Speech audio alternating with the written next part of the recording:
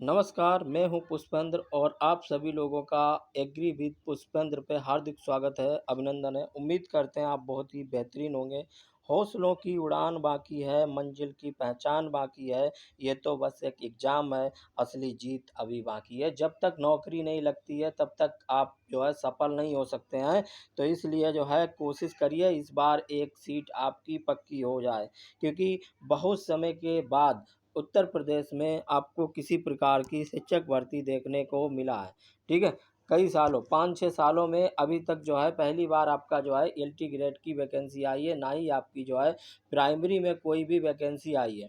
इससे पहले आपका जो अभी तक टीजीटी और पीजीटी की जो परीक्षाएँ थीं, वो भी अभी नहीं हुई हैं, क्योंकि वो आपकी अब जो है दिसंबर से पहले पूरी हो जाएँगी। उसकी डेट लगातार आगे बढ़ रही है, तो इसलिए वो एग्ज़ाम आपके जो है दिसंबर से पहले जो है हर हाल में पूरे करा लिए जाएँ, उसकी परीक्षा जो है दिसंबर से पहले कंप्लीट हो जाएगी।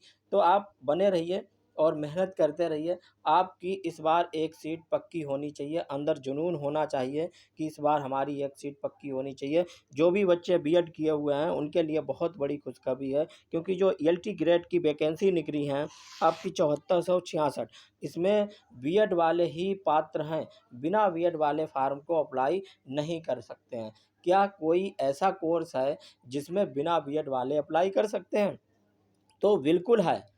एक ऐसा कोर्स भी है जिसमें बिना बीएड वाले अप्लाई कर सकते हैं, तो वो कोर्स कौन-सा है जिसमें बिना बीएड वाले भी अप्लाई कर सकते हैं? सारी चीज़ें जानेंगे और इस बार जो सबसे बड़ा बदलाव किया गया है, वो इसके ऑनलाइन में और जो आपका एग्ज़ाम होगा, उसमें सबसे ज़्यादा बड़ा बदलाव किया गया है। तो हम उन सारी चीज़ों को देखते हैं, क्या बदलाव किया गया है और इसका पैटर्न क्या होगा, सारी चीज़ें देखते हैं। बने रहिए हमारे साथ। चलिए वीडियो को स्टार्ट करते हैं फटाफट। चलिए, वीडियो को सबसे पहले स्टार्ट करते हैं, सारी चीज़ें जानते हैं। सबसे पहले जानते हैं कि इसका ऑनलाइन जो आवेदन है, वो कब से होगा, इसको हम जो है जान लेते हैं। कह रहा है इसके ऑनलाइन जो आवेदन है, उसकी जो प्रारंभ होने की तिथि है, वो 28/7/2025 यानी कि कल से इसके ऑनलाइन आवेदन जो है प्रारंभ हो चुके हैं, ठीक है? और लास्ट डेट की बात करें कि जो बैंक में आपका शुल्क जमा होगा और या हम कहें कि पेमेंट जो आपका कटेगा और ऑनलाइन आवेदन की अंतिम जो तिथि है, वो कौन-सी है? तो आप कहोगे 28/8 यानी कि 1 मंथ का आपको बीच में समय मिलेगा। 1 मंथ में आप आसानी से इसको फ़ॉर्म को भर सकते हैं। देखिए पहली चीज़ तो ये है, फ़ॉर्म को जल्दी से जल्दी फिल कर लेना, लास्ट डेट तक आपको नहीं रुकना है, क्योंकि बाद में साइट बहुत ज़्यादा बिज़ी जाती है। और दूसरी चीज़ है, इसमें सबसे बड़ी बात है जो ओटीआर की है, कि आपको इसमें जो है ओटीआर कराना पड़ेगा। अगर आप ओटीआर नहीं कराते हैं, तो आप इस एग्ज़ाम के फ़ॉर्म को फिल नहीं कर पाएँगे। और अगर फिल कर भी दिया धोखे से किसी कारणवश, तो वो मान्य नहीं होगा। बिना ओटीआर के कोई भी फ़ॉर्म मान्य नहीं होगा, सीधी-सी बात है। तो आपको सबसे पहले ओटीआर कराना होगा और ओटीआर नंबर जो है कह रहा है 72 घंटे जो है आपको मिल जाना चाहिए। 72 घंटे के बाद आप फ़ॉर्म को अप्लाई कर सकते हो। यानी कि फ़ॉर्म जब ओटीआर कराएँगे, तो ओटीआर जो है आपको 72 घंटे तक मिल जाएगा। अगर नहीं मिल पाता है, तो आप इंतज़ार करिए, उसके बाद ही क्या है आप फ़ॉर्म को अप्लाई कर पाएँगे। ठीक है? हाँ। आगे कह रहा है कि अभ्यर्थी को निर्देश दिया जाता है कि ऑनलाइन आवेदन करते समय सभी चरणों का जो है ओटीआर, फीस भुगतान, फाइल सबमिट, जो भी इसकी जो है चीज़ें हैं, उनको ध्यान में रखे हुए जो है सभी चीज़ें भरें और जो है कह रहा है सॉफ्ट व हार्ड कॉपी के रूप में भविष्य में अपने लिए सुरक्षित रखें। ठीक है? आगे जो मेन चीज़ है हम उसकी बात करते हैं, क्योंकि बहुत सारी चीज़ें हैं, परंतु जो मेन चीज़ें हैं हम उसकी बात करेंगे, सारी चीज़ें बताएँगे, बहुत लंबा हो जाएगा। ठीक है? कह रहा है जो ऑनलाइन आवेदन करने वाले अभ्यर्थी हैं, उनके लिए जो है सबसे पहले सूचना क्या है?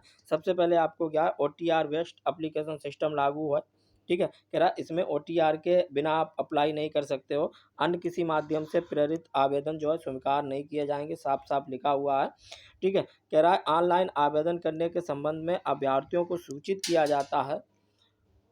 वे निम्नलिखित निर्देशों को भली-भाँति समझ लें और जो है तदनुसार आवेदन करें।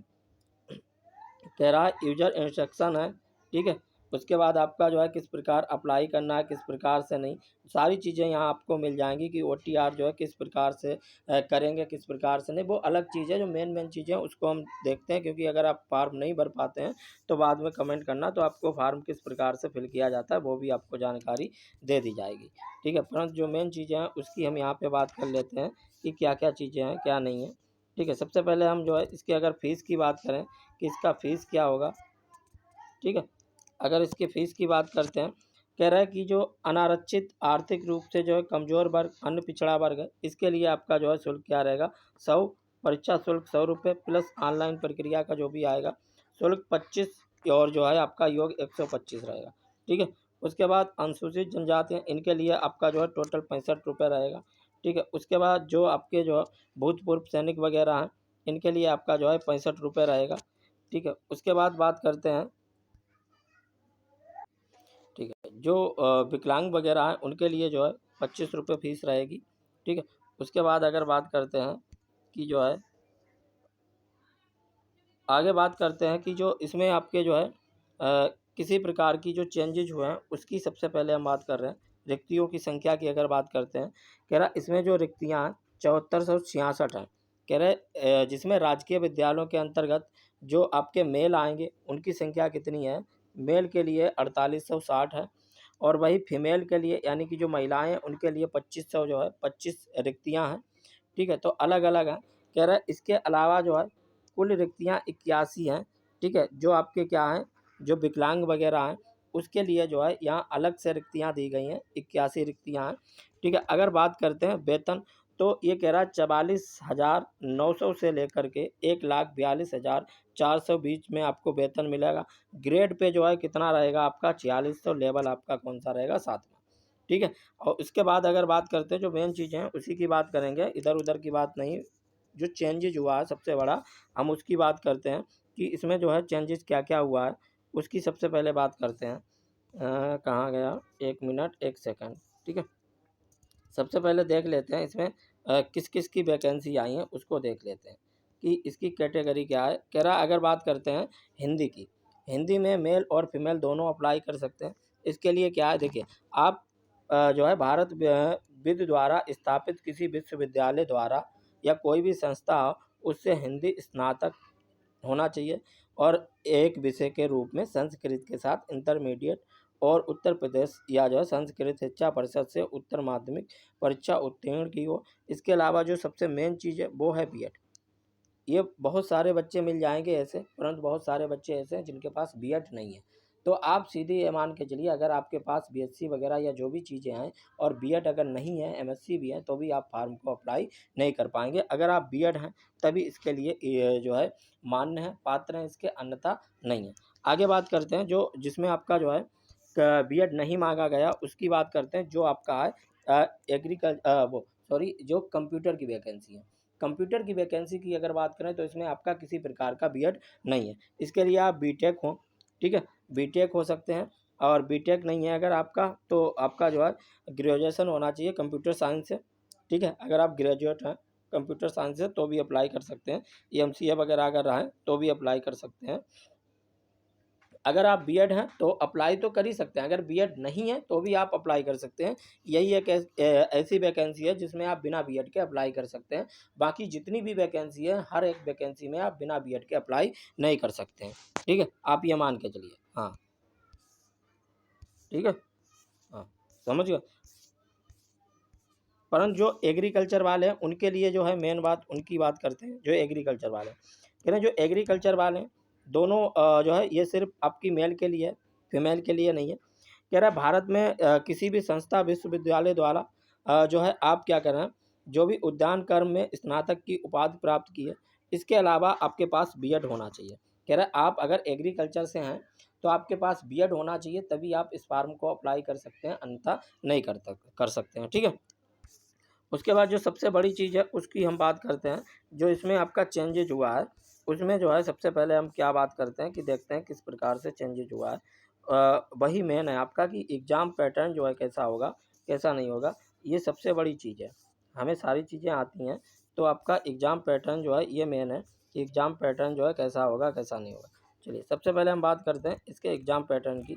इसका एग्ज़ाम पैटर्न कैसा होगा। हाँ, चलिए, कह रहा है सहायक अध्यापक, ठीक है, इसके लिए जो है ये जो है पेपर जो है सबसे पहले तो जो आपका एग्ज़ाम होगा ये आपका 2 चरण में होगा, ठीक है। कितने चरण में होगा? 2 चरण में होगा। पहले में आपसे बहुविकल्पी प्रश्न पूछे जाएँगे और दूसरे में आपसे क्या होगा, लिखित एग्ज़ाम होगा। यानी आपको अब क्वेश्चन के आंसर को लिखना पड़ेगा, सीधी-सी बात है। पहले में क्या होगा, आपका बहुविकल्पी होगा, दूसरे में आपको लिखना पड़ेगा, ठीक है। और कितने नंबर का होगा, क्या नेगेटिव मार्किंग होगी, क्या नहीं होगी, सारी चीज़ें हम जो है इसमें देखते हैं।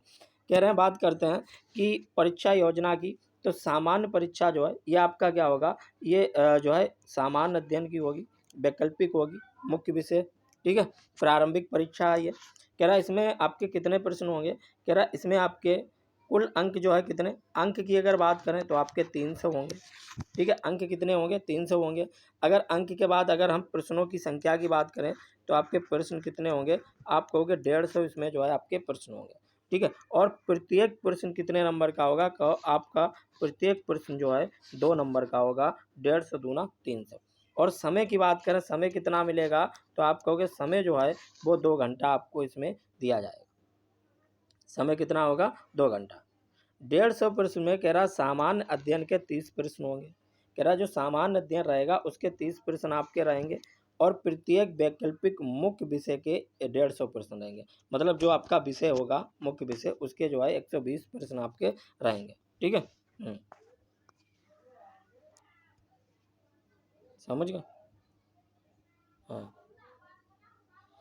और कह रहे हैं कि प्रथम चरण की वस्तुनिष्ठ परीक्षा जो है में जो अभ्यर्थी उत्तीर्ण होंगे, यानी कि इस परीक्षा में जो भी अभ्यर्थी उत्तीर्ण होंगे, जो भी अभ्यर्थी इस परीक्षा को पास करेंगे, वही आपका जो है जो मेन परीक्षा आपकी होगी उसमें अप्लाई कर सकते हैं, उसमें बैठ सकते हैं। बाकी जो बच्चे हैं वो आपके बाहर हो जाएंगे। या हम कहें जो आपका जो प्रारंभिक परीक्षा होगी इसको उत्तीर्ण करना आवश्यक है, क्योंकि इसके बिना आप जो आपकी मुख्य परीक्षा होगी उसमें नहीं बैठ सकते। तो मुख्य परीक्षा की बात करते हैं कि मुख्य परीक्षा में जो है क्या होगा, द्वितीय यानी कि मुख्य परीक्षा में देखिए इसमें क्या होगा, मुख्य परीक्षा में एक प्रश्न पत्र आएगा, पूरा एक ही होगा, 2 नहीं होंगे, एक ही प्रश्न पत्र होगा। और प्रश्नों की संख्या कितनी होगी, 20। कह रहे हैं प्रश्न जो होंगे 20 होंगे, 20 प्रश्नों में 10 प्रश्न अलग होंगे, ठीक है, और प्लस 10 प्रश्न अलग होंगे। कुल अंक की बात करें तो कह रहा कुल अंक जो है आपके 200 नंबर के होंगे। कितने का, 200 का नंबर का होगा। कह रहा 80, ठीक है, और आपका 100, ठीक है। कह रहा 80 और 120, यानी कि एक प्रश्न एक सेट आपका 80 का होगा, दूसरा आपका 120 का होगा, ठीक है। किस प्रकार से होगा उसे देखिए।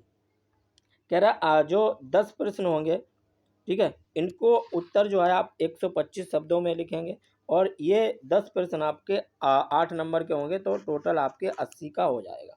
कह रहा जो खंड भाग आपको होगा ये 10 प्रश्न होंगे, ठीक है, ये दीर्घ उत्तरीय होंगे, 200 शब्दों में लिखना होगा और यहाँ प्रत्येक प्रश्न जो है 12 अंक का होगा। तो आपका 10 और 12 की गुणा करेंगे 120 बन जाएगा और ये आपका टोटल जो है 120 और 80 यानी कि 200 का हो जाएगा। तो आप देखिए कि जो परीक्षा है इसमें आपका जो है क्या-क्या चेंजेज हुए हैं। पहले एक ही एग्ज़ाम होता था, परंतु इस बार जो है आपको 2 एग्ज़ाम का सामना करना पड़ेगा। एक आपका प्रारंभिक होगा, एक मुख्य परीक्षा होगी और प्रारंभिक में जो है आपका कितने 300 नंबर का आएगा, ठीक है। उसके बाद वैकल्पिक होगा, जो आपकी दूसरी परीक्षा होगी वो आपकी कैसी होगी, लिखित परीक्षा होगी, यानी कि आपको अब आंसर क्या है लिखना पड़ेगा।